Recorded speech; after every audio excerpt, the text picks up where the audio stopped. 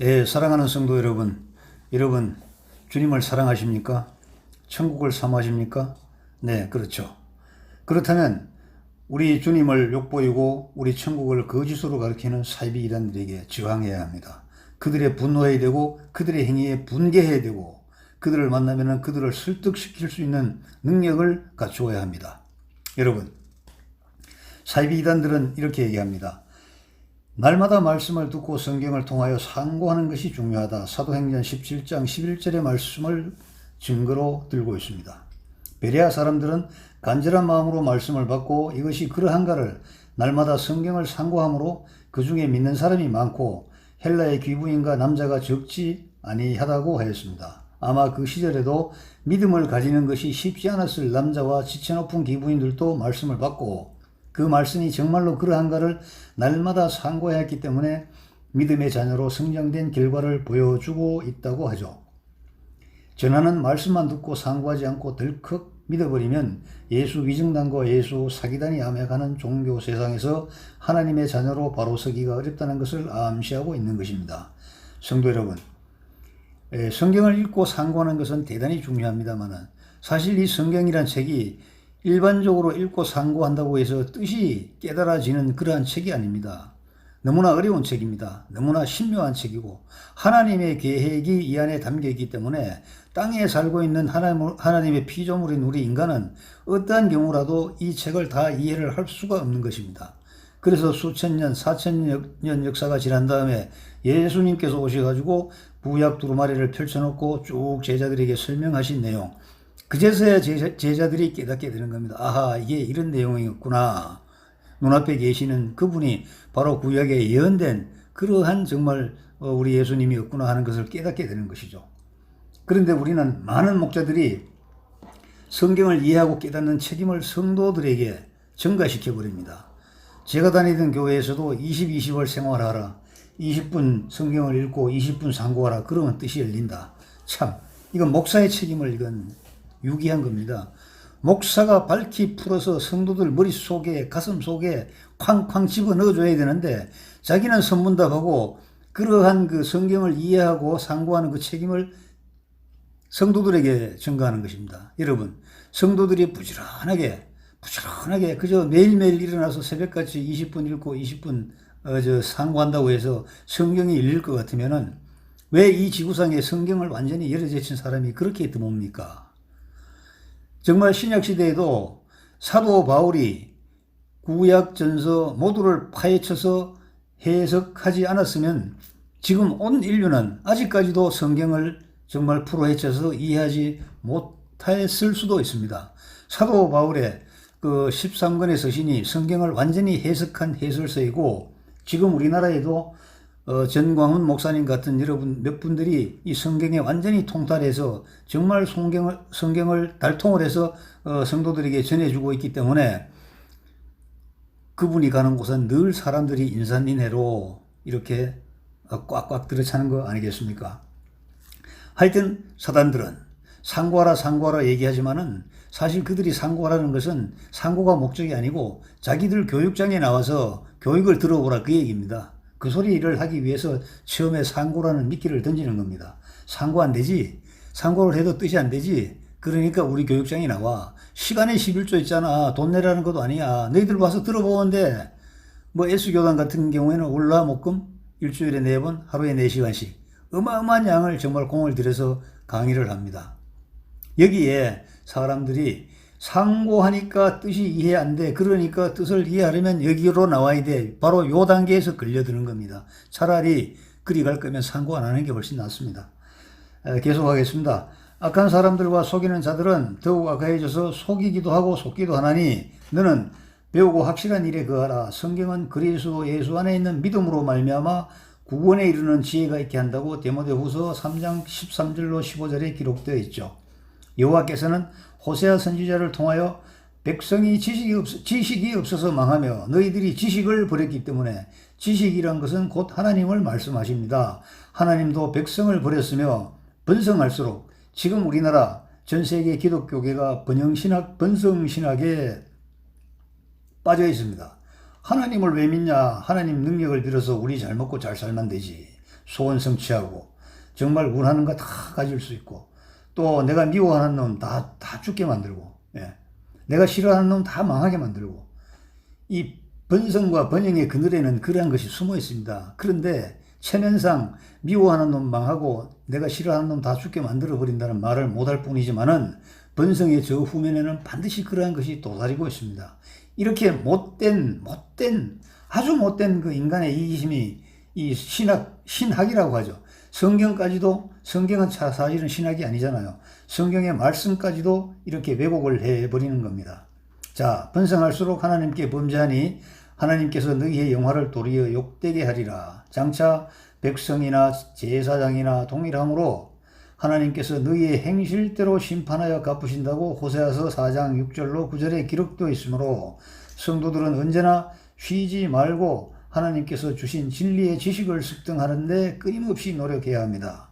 성경에서 영생을 얻는 줄 생각하고 성경을 연구하거니와 이 성경이 곧 예수님께 대하여 증언하는 것이라는 요한복음 5장 39절의 말씀과 같이 우리는 성경의 진리를 습득하는 노력을 게을리하지 말아야 합니다. 당연하죠. 당연해요. 지극히 당연한 말인데 이 말이 사이비 이단들의 입을 통해서 나오기 때문에 결과는 악으로 이어지고 그 악은 결국은 사망과 저주를 낳게 되는 것이고 또 이 사망과 저주는 온 세상을 파멸의 길로 이렇게 이끌어가는 것입니다. 우리가 참 유의해서 들어야 할 얘기입니다. 오래전에 악마의 7가지 유혹이라는 영화가 상영된 바 있습니다. 출세를 원하는 젊은이에게 악마가 다가왔습니다. 내가 출세시켜줄게. 우선 NBA 농구 선수, 너 주전 선수 내가 띄워줄게. 내가 능력을 주면은 너는 반드시 살 수가 있어. 그리고 많은 능력을 주어서 세상 시각에서 번쩍번쩍하는 그러한 결과를 도출을 했죠. 조건이 하나 있었습니다. 너의 영혼을 나에게 파는 거야. 그 젊은이는 생각했죠. 살아있을 때 영혼? 그거 아무것도 필요 없잖아. 에서가 장자의 권한을 팔아버렸듯이 그까지 그 뭐야 그 돈이 돼 밥이 돼. 그래 알아서 너가 가져가. 이렇게 얘기한 거죠. 그래서 세상에서 부귀영화 부귀공명을 다 누렸습니다. 그런데 죽었습니다. 죽고 나서 천국을 가야 되는데 가다 보니까 그 악마가 천국의 문을 가로막고 있으면서 자네가 올 곳은 여기가 아니야 저쪽 길이야. 정말 그 지옥의 길로 이렇게 가르쳐 주는 겁니다. 그제서 이 그 청년은 알게 된 겁니다. 이 사단과 악마란 것은 이 세상의 공명과 부귀를 주지만은 결국은 내가 영원히 살아야 될 곳 그곳인 천국으로 가지 못하게 하는 그러한 존재이구나. 그러면서 자기가 그 악마에게 속았던 것을 아니죠. 그 악마의 그 계략을 분별하지 못하였던 것을 가슴을 치고 후회를 하게 됩니다. 사단은 악이며 거짓 하나님이죠. 범죄한 천사들이 사단을 받들고 있으며 이들은 땅에 떨어진 별들이라고 합니다. 신천지를 비롯한 사이비 이단에 들어간 여러분들도 이렇게 환상에 젖어서 들어갔지 않습니까? 정말 여러분이 처한 그 현실에서 그 현실을 하나님의 축복이라고 인정하지 않고 이보다 더 나은 세상, 이보다 더 나은 세계, 이보다 더 나은 관계, 이보다 더 나은 결과를 찾기 위해서 허둥지둥대다가 그들이 이렇게 흔드는 낚시고리에 걸려서 가버린 겁니다. 여러분, 하나님만이 선이시며 참이며 하나님을 수종하는 하늘의 별처럼 많은 천사들이 선이라고 합니다. 하나님의 목자는 참 목자로서 진리의 참말을 전하며 보고 들은 것과 증언과 성취가 있는 말을 하죠. 사단의 목자들은 거짓 목자로서 본 것과 들은 것도 없이 자기 심령에 따라 자기 말을 더해서 거짓을 전하여 하나님을 욕보이고 있죠. 그러므로 각자가 생명과 복의 영생을 누리게 하는 하나님의 목자와 사망과 저주를 가져오는 사단의 목자를 스스로 분별하고 선택해야 합니다.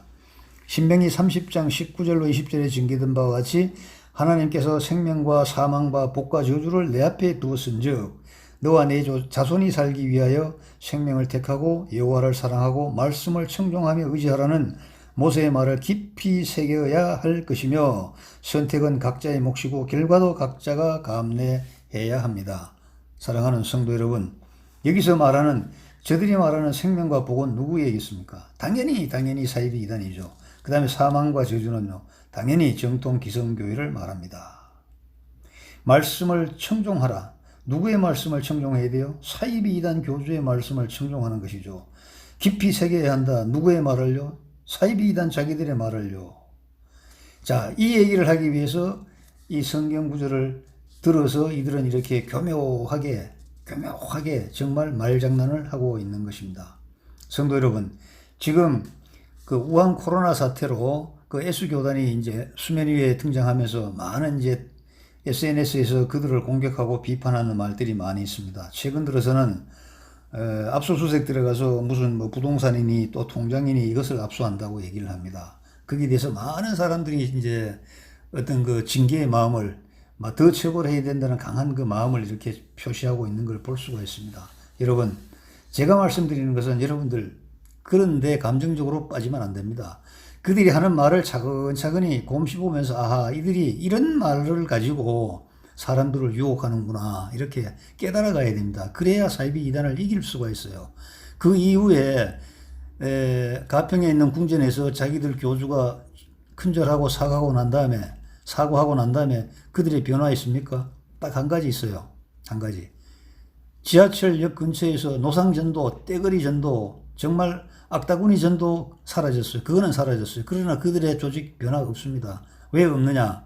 자, 어떻게 하면 또 국민들의 그 어떤 그 방황하는 우리 그 성도들을 이렇게 낚아챌까 하는 그 교리 연구하는 거예요. 자기들끼리의 교리를 연구하는 겁니다. 왜냐면은 눈에 드러난 그 교주가 아니고 그 교주 자리를 꿈꾸는 제2세대 그 교주 자리를 꿈꾸는 교주 후보생들이 수도 없이 많으며 그들에 의해서 그 조직이 장악되어서 유지되기 때문입니다.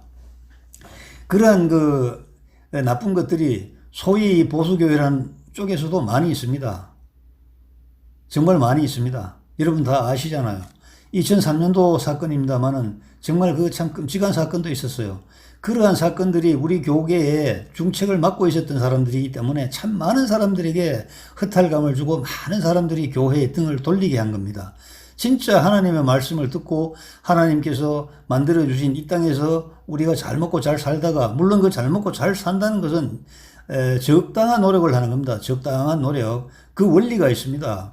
그 원리가 있는데 우리가 그런 건 찾지 안 하고 자꾸 하나님께 돈 달라고 매달리고 예수님께 말입니다. 뭐 해결해 달라고 매달리고 이러한 것들이 이제 생활화되고 습성화되었기 때문에 그 하나님의 참 말씀에 그 진리가 자꾸 왜곡되고 진리가 자꾸 빛이 발하는 것이죠. 우리 스스로 그렇게 하고 있습니다. 또 이러한 것들이 형태만 다를 뿐 또 다른 사이비 이단이 되는 것이죠. 여러분 곰곰이 생각하시고 순리적으로 잘 생각하셔가지고 우리가 성경을 다 알 수는 없습니다만은 그래도 우리가 알 수 있는 한도까지는 이치적으로 알아서 절대로 사이비 이단에 넘어가지도 말고 여러분 스스로도 사이비 이단과 같은 그 헛된 마음이 마음속에 조금이라도 일어나지 않도록 저 파란 하늘에 저 서쪽 하늘에 구름 한 점이 일어나서 정말 큰 그 하늘을 뒤덮어버리는 큰 거대한 구름이 되듯이 그러한 것을 사전에 막아 나가는 것이 대단히 중요하다고 생각합니다. 여러분 감사합니다.